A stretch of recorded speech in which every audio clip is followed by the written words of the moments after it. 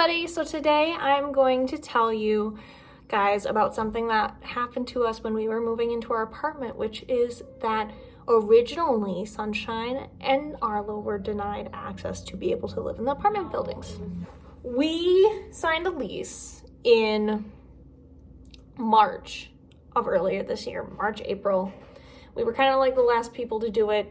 And we figured, we had told them already, we said, look, we have service dogs that are going to be living with us. And they were like, okay. And we reminded them once more, and we were like, hey, we've got service dogs coming. And they were like, okay. Well, we got to maybe like July, and we said, because apartment complexes are allowed to ask for documentation, correct? Housing is allowed to ask for doctor's letters. Housing is allowed to ask for your service dog letter. From your doctor. Most places, public businesses that you go to can't ask for that. But in the case of housing, they can. So I wanted to tell you guys a bit about what happened. So I just emailed them reaching out because they said, oh, well, ask us again closer to the school year. So I sent them a list of questions. I had asked them a question about the lease because in the lease it stated an animal required for the assistance of a tenant or guest with written requirement by a medical professional and proof of school accreditation of such animal tenant understands the damages caused to a unit by a service animal is still subject to security deposit deduction. So basically what that's saying is you need your doctor's letter, but you also need proof that your dog was trained somewhere, which sounds a little confusing. Originally, we thought that it was accreditation through the college that we go to, meaning that it was an accepted accommodation. That's not what they meant.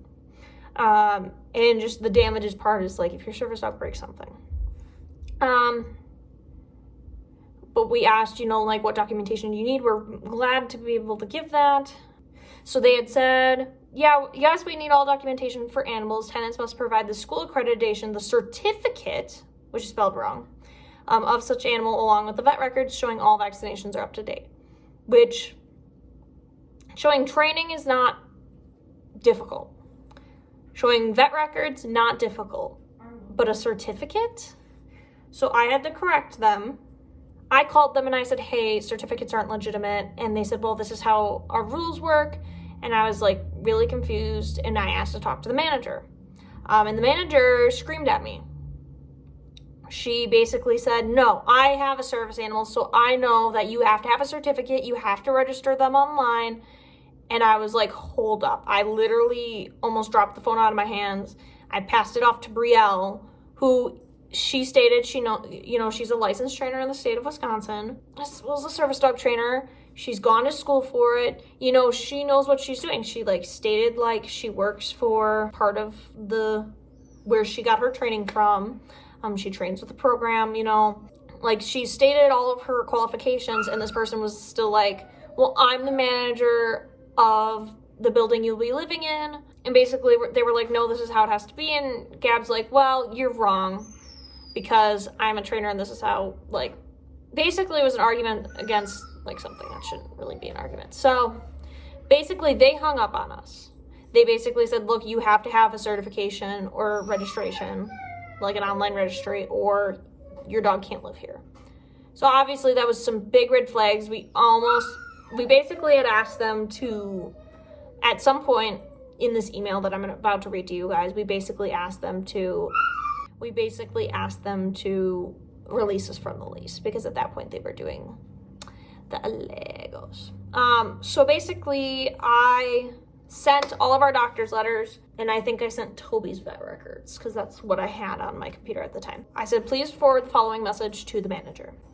I said, attached are the required service dog letters for the treating doctors of Brielle and Michaela, tenants of this building for this amount of school year. I tried to send this very professional. Here's the section of the lease we are concerned about.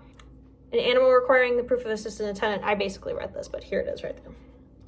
This section does not clarify if it is proof of training needed, which does not exist since owner training is legal per the Americans with Disability Act, and Michaela's service dog is partially owner trained, and and Brielle is a professional dog trainer, or that the university disability center would need to provide the proof that it's an accredited accommodation, Asking for training certification under the Americans with Disabilities Act is against federal law, which is basically what they asked us. So they did break federal law, right? Okay. All right, come join me.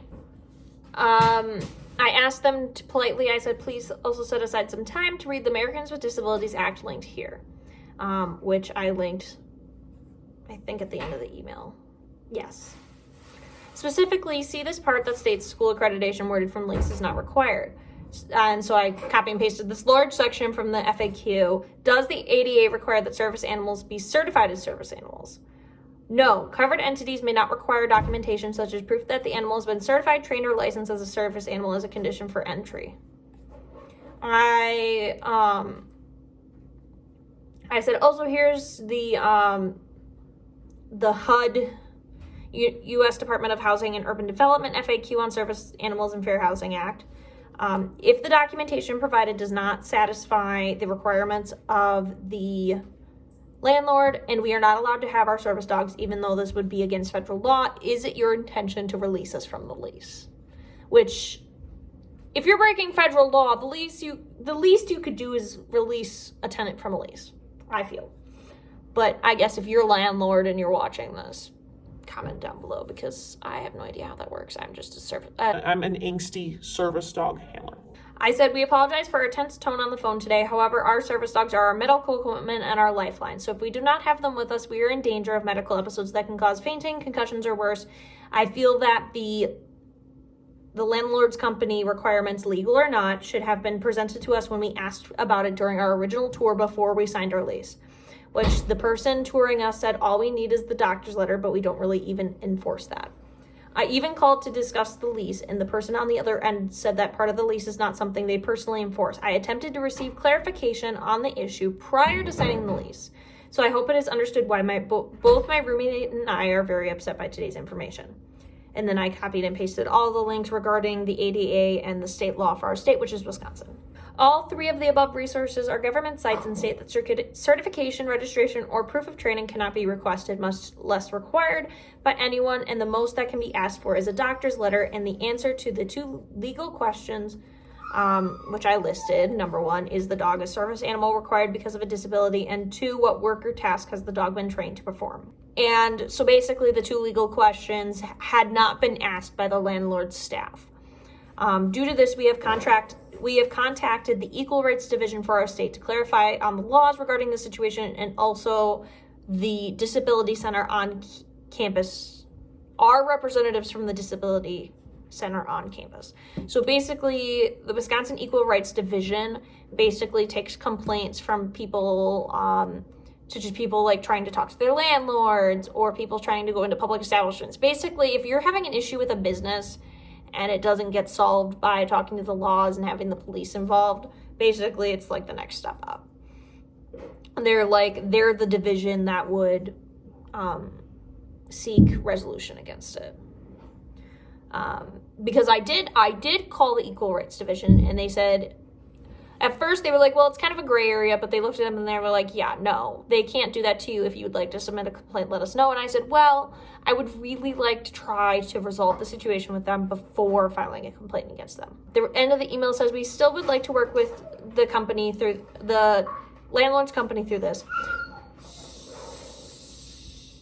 But our service dogs have to live with us. We cannot live safely without them. If we need to, and this was before school started, if we need to drive to the town where the landlord is located to discuss this and educate about the ADA and the Wisconsin state laws regarding service animals' rights in the United States in person and in accordance with CDC guidelines surrounding the COVID-19 pandemic, we can do that if necessary. I would hope that some type of change is going to be made in regards to this issue. So I sent that on both of our behalves, and I sent it to the landlord company. I sent it to I had my parents attached and Brielle's parents attached just in case it gets to legal points, because at that point they have to be involved because I don't do that stuff. And then I included both of our Disability Center representatives. They said, hi, Michaela, thank you for your thorough email and for providing this documentation for yourself and your roommate. We recognize the necessity of some residents to have service animals, and while not specifically relevant to the email or your concerns, I do have a service animal for POTS episodes and recognize the significance of the disorder and the importance of service animals when it comes to this or any other disability. So when we were on the phone, they just said they had a service animal.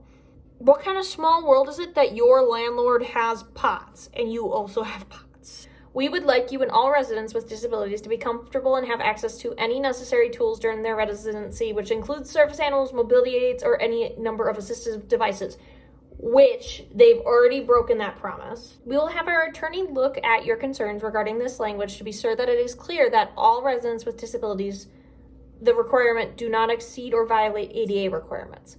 I'm sure you understand that it is only our intention to protect our residents with service animals, as we have had an influx of animals registered or licensed online who should not have access to housing or public areas. We had a dog in our building as recently of last year who injured a service animal, and we take protecting them very seriously, which they already broke that too. We've seen a number of pets here already that owners have admitted they are pets, and some of them have been visiting, some of them live. I don't think they live here. I think most of the pets I've seen in the building have been pets. Their owners have admitted that they were pets. So they don't really enforce that as much as they should. We will also be sure to discuss with our staff the specific differences amongst service animals, emotional support animals, pets, and the requirements for their occupancy. Your letters are in perfect compliance with the requirements for occupancy, so there is no issue with either of you having your service animals with you when you move into the apartment. And that stayed true. I said, "Hi, landlord. Thank you for looking over the email and your professional response back. As your landlording company takes the protection of service dogs very seriously, we also take the protection of ours very seriously. Especially being someone who has a service dog for POTS, I see you also take that very seriously. I appreciate your attention and concern with the issue. I understand your intentions. I just want to make sure the intentions are reasonable under law, and training documentation is not. However, we understand where you are coming from. Being service dog handlers, we deal with fake service dogs all the time. My previous POTS service dog was attacked on campus by a fake, so we do take it seriously." The amount of service dogs that are registered and come from the internet is insane. That's why when we were told training certifications, we were upset, because that is usually something you get from the internet. Hence the fake service dog trend, same difference. Fake service dog trend. As my roommate, my service dog trainer, and another service dog handler works for censored program and is a professional licensed service dog trainer in the state of Wisconsin, she also shares the frustration of fake service dogs. I hope that the wording of the lease is reviewed so that other service dog handlers do not get confused, and that it is in line with ADA and Wisconsin laws. My goal as a service dog handler is to educate and advocate for others with disabilities so that they don't have to go through what I went through when I was originally diagnosed with POTS. I deeply apologize for our panic earlier, but hope you understand our intentions as fellow service dog handlers. The university also told us if the landlording company really needed the documentation from the school that our service dogs are accommodations for us, that they would be willing to write something up for that. I apologize for the misunderstanding, but I'm glad everyone is on the same page and look forward to our tenancy, even though it auto-corrected with this company. And they responded, "Hi, Michaela, you definitely won't need to get anything from the school. The letters from your physicians are perfect and definitely adequate documentation. Also, and I just want to say I appreciate your advocacy. This is a personal note from the landlord. She said, and I just want to say I appreciate your advocacy work. The diagnostic time for POTS and Ehlers-Danlos syndrome and all the comorbid conditions is abhorrent.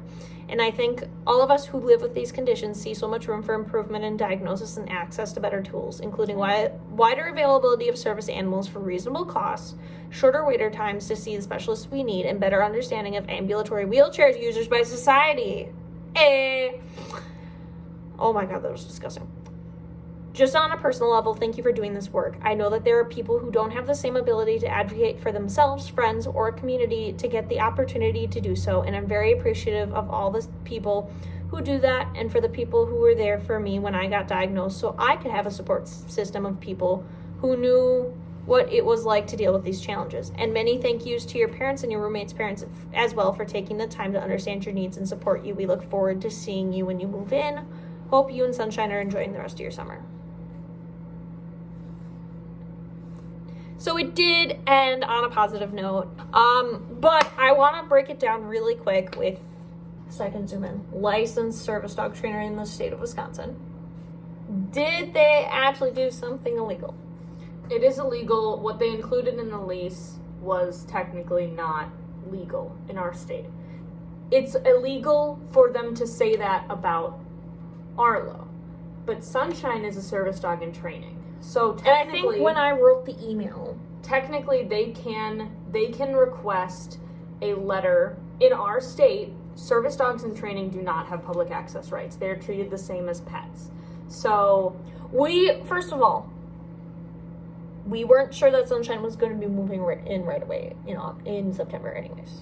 right. So I think I wrote this email more in the suggestion that eventually she would be coming and Arlo would be.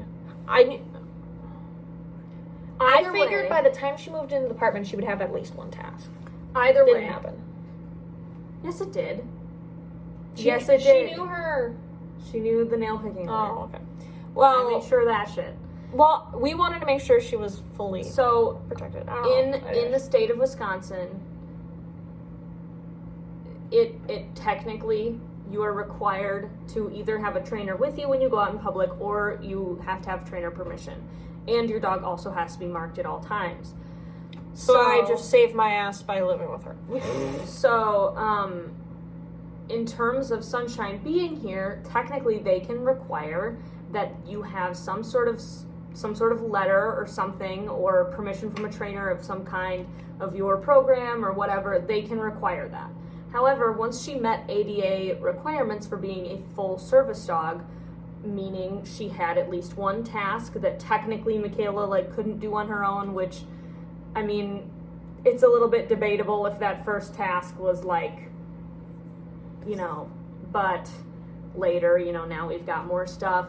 But And she had to be potty trained. she had to be potty trained. Which she was, but she did get sick. We will admit that she did get sick. Right, and she has to be controllable on a leash, and she has to be calm around other dogs. So once she met legal requirements, then technically it's the same situation as with Arlo. What Brielle's trying to say is when the email was written, she was not even a service dog in training at that point. She was a service dog prospect. So this wouldn't have applied to her, but I was writing it with future in mind. Arlo. See, I thought that you were saying that, okay, basically all I'm saying is the lease, in terms of Sunshine, that lease is fine. They can require those things of a service dog in training in our state. They can say, hey, you need documentation from your trainer. But technically what they asked for in terms of Sunshine would be fine. Technically legal. The wording is a little bit but would have been fine had she not have learned her first task and met requirements as we moved in. Right. Arlo, on the other hand, it's illegal. They can't request It's a that federal sort crime. of thing. They can't request that sort of thing from me for my service dog, since And he's look at fully him. trained. He's pretty pissed about the subject. You can tell that he is really upset. I'm sure that he just needs a little Filbert there. I'm sure he's all better now. His eyes open. Obviously, you can tell he's just distraught about this whole situation. He's probably the most upset out of all of us. So the lease was wrong. How about the call? Rude. What about the call we had with her? To be completely honest with you, I don't really remember it. So You told her all your credentials, and you told her state law, and she basically told you that she registered her service dog online, and that registries and certifications were legit, and anything you had to say was... Well, see, the thing that I don't understand is if that's her, then why did she also write this email? The only people who have registries are fakes, but that's not entirely true. Some people are just uneducated. I didn't read the emails. The thing is I was much less involved than you, because I was just oh, they're not going to let Arlo in? Well, I guess my mom will just take him to court. So if they had taken to court and you had brought the lease in, what would have happened? To just explain to them what would have happened in that circumstance. They would have said that the lease was asking for things that legally they cannot require. and they would have said you need to change your lease within 30 days and you need to let this tenant break the lease. And Or let the tenant break the lease. Or No, would your mom both. have just... Oh, both? yeah, I wouldn't be, I mean, obviously at that point I wouldn't have wanted to live there. Right. So they would have required those two things, and then maybe I would have made him pay damages. I don't know. Emotional damages? Psychological stuff like that. Could you do that? So that is kind of the situation that happened. I'll crop it so that Arlo can still join me. That's what happened. If you've ever had a situation with your landlord that you're like, you live in an apartment with your service animal, let us know what you think. Obviously, we're a little nervous to post this because we are still tenants of that current landlord. We're gonna wait to post it, but Brielle said it was fine. Yeah, I hope maybe this helps people that are like struggling with maybe their landlords or their living situations. There's always resources out there. You can always refer to the ADA and the... You called somebody. I talked about that already. I called the Equal Rights Division. You can call your like Civil Rights or Equal Rights Division in your state. Each state has a bunch of resources that like you can file a complaint and see what other places you There's can. also pro bono legal services for disability cases. So if you need to go to court, there's that. There's the United States Housing Department website. Also contact your school, because if you're like living, even if you're off campus, your school might be able to give you resources to help. They don't have to, but they could if they want to. And that's kind of it. Thank you so much for watching, and if you had a similar situation, tell us about it. Leave it in the comments below. All right, guys, thank you so much for watching, and I'll see you in whatever I decide to make next. Bye.